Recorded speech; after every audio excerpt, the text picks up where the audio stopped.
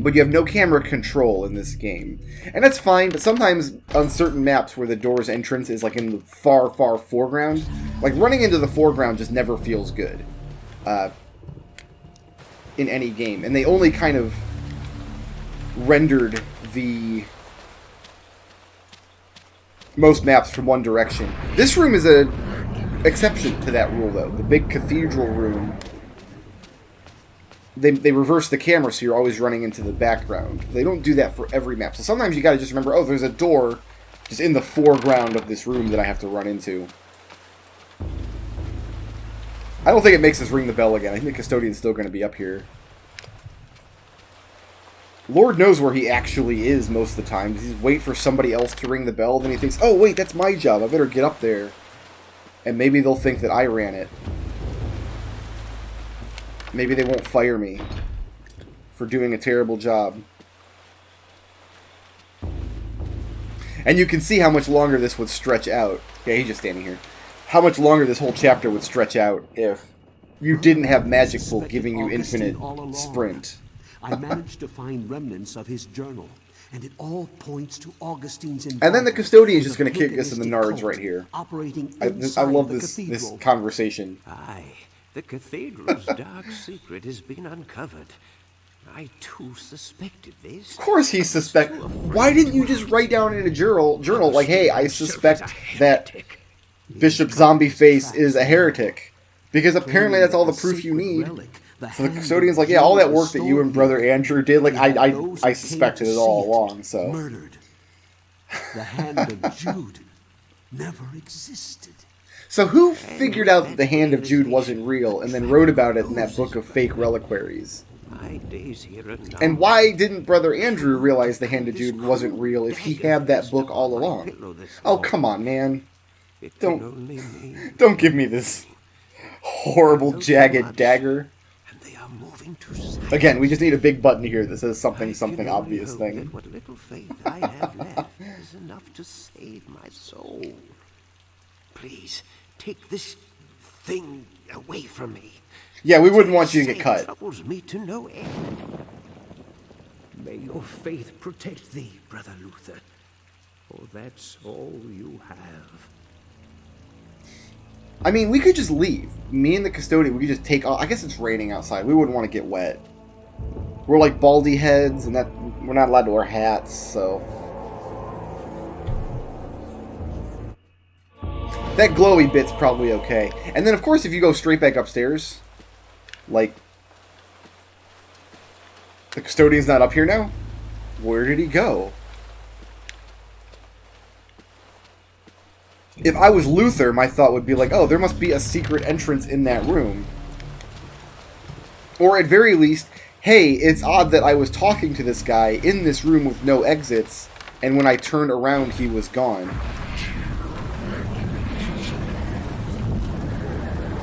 Get the magic pool back up. And I do believe that conversation, getting the sacrificial dagger, respawns monsters in all the various rooms where there were none before. I don't think all the little hallways downstairs are going to have them again, but I have 2 rooms, I think, in my notes here where, if we're not careful, the monsters will get us. Otherwise, we're just going to run past them, I think. Just take the sanity damage and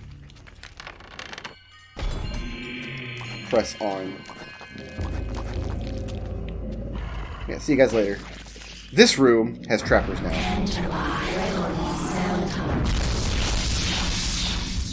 So we'll make sure we take care of those guys. We do not want to pay a visit to the trapper dimension if we can at all avoid it.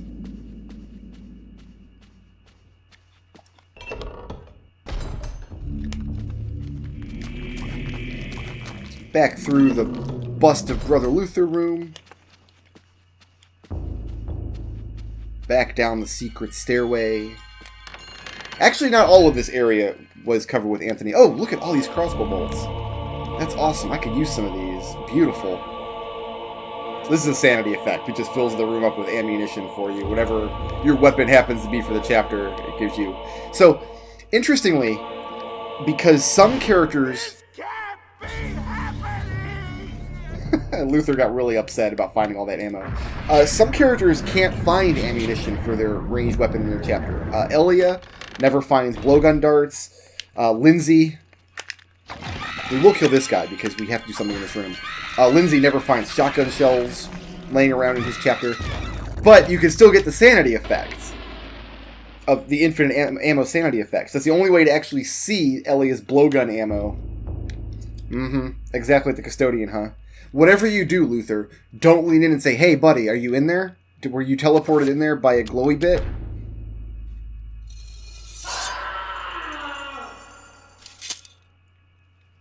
No reaction from Luther, either from the horrible blood-curdling scream or the blood on the dagger that came back. Oh god, he's still yelling. That's terrible. And so, we have a damage field here. But you can see it's a 5-point damage field. Which means we cannot dispel it with a 3-point spell. We need to dispel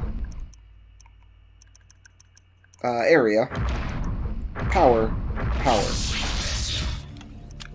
And now we can cast Dispel Magic as a 5-point spell of the Red Persuasion.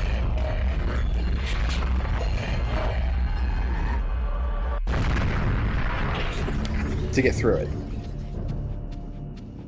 Most excellent.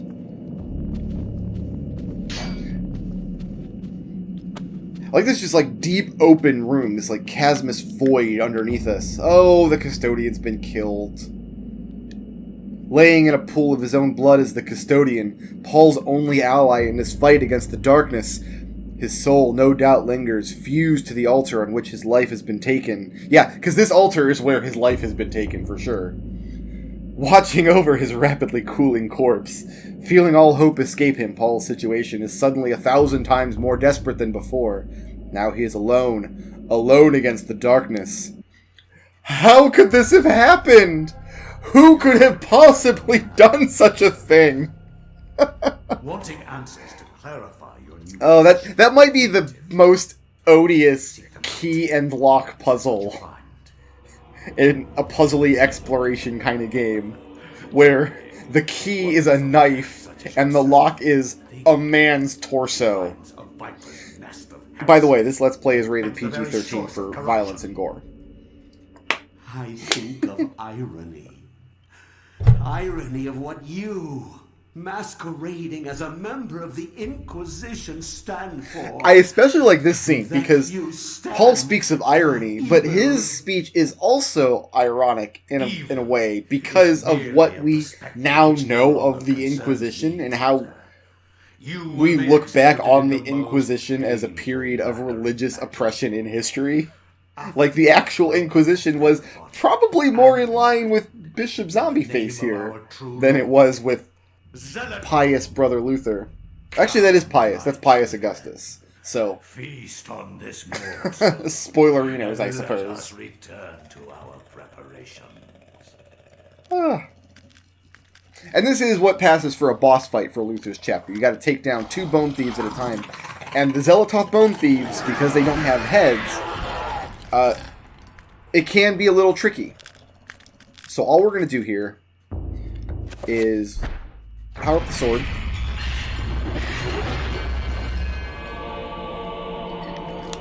Get in there.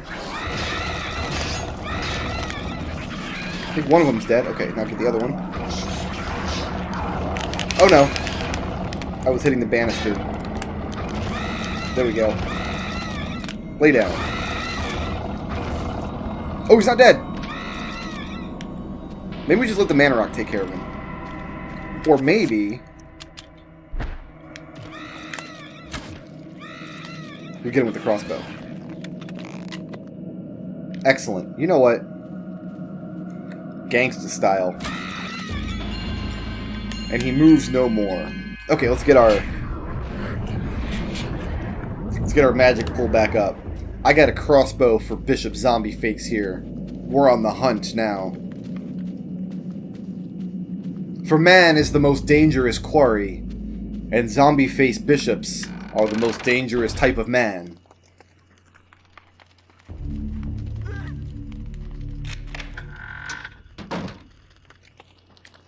Okay then. Now this door is open. The door with the sigil on it. And I don't think there's any monsters between here and there. I think we're fine. But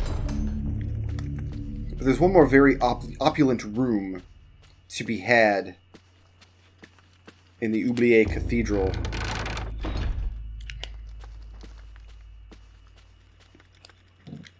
The door is decorated more than most within the catacombs. Sensing an immense evil behind this door, Paul wonders if the ceremony the monk had mentioned earlier is still taking place behind it. Should Paul enter and put an end to the heresy? Yeah, because that's the name of the chapter. I mean, it only makes sense. Uh-oh, what'd you do with the crossbow, Paul? Paul! You left the crossbow outside? This is a nice room. Very nice room.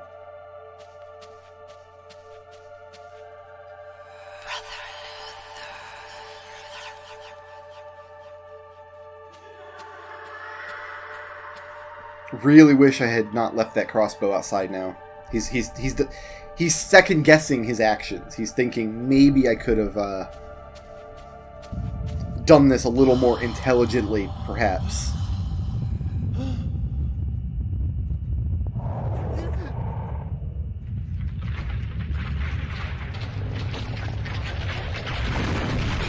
One wonders, like, is it part of the cult's job to just come in here and refloor this place every time the Guardian bursts forth?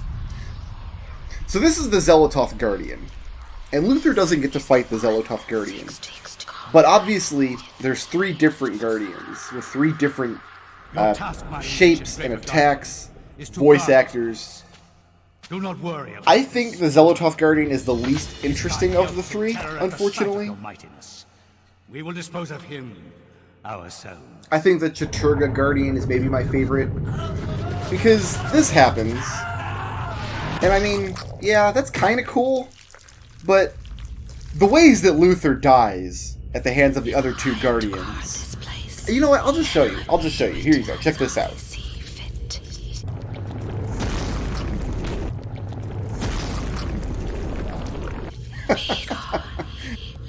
So, the head exploding is fun, but I really wish that my first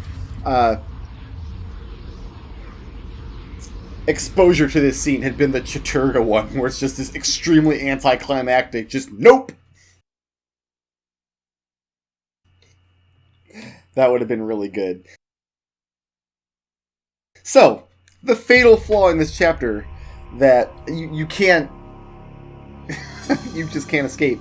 Oh, got a note from Grandpa. Let's read Creepy Grandpa's note real quick. My dearest Alex, I'm glad that you followed my paper trail this far. I knew I could depend on you. This will be the hardest part of your journey. Look for the 88 keys to continue your journey into the past. I wrote the word journey twice, within the span of 10 words.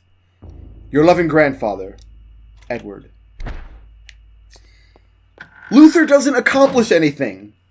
Every other character in the game, every other scene, every other chapter, the character accomplishes something as far as the fight against the Eternal Darkness goes. Luther doesn't. He discovers a den of heresy and then just gets murdered in the most anticlimactic way possible, which is literally exactly what happened to Brother Anthony before him. So is there like just a whole...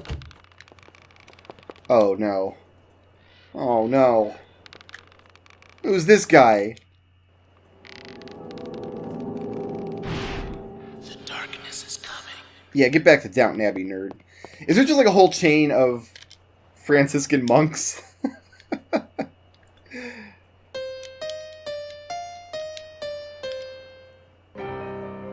Yeah, that's the fatal flaw in Luther's chapter. It's one of the longest, it has like the most backtracking, but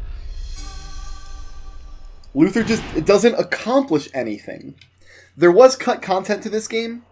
We're about to see a character in this little cutscene. I believe he was playable in the early demos. This was meant to be an N64 game. It was in development that long. Who are you? And this character here, I think, was playable in one of the earliest demos, like at an E3 or something, when the game was still being developed for Nintendo 64. So, you But for whatever reason, he got cut from the game. But it's like a little nod to, hey, we already have the model for this guy, and it's like a piece of history of the development of the game. There is this special guy who can see through Pius's disguise in this one scene, and we never see him mentioned again. So it kind of raises the question, like, how many more special people were there throughout the ages? Like Brother Andrew and that nameless soldier that Pius just killed. Why these 12 people were selected out of all of the billions of humans that existed? I'll see you next time. Shoutouts to Montezuma Mike, who sponsored this video, and to everybody who helps make my channel possible by supporting me on Patreon.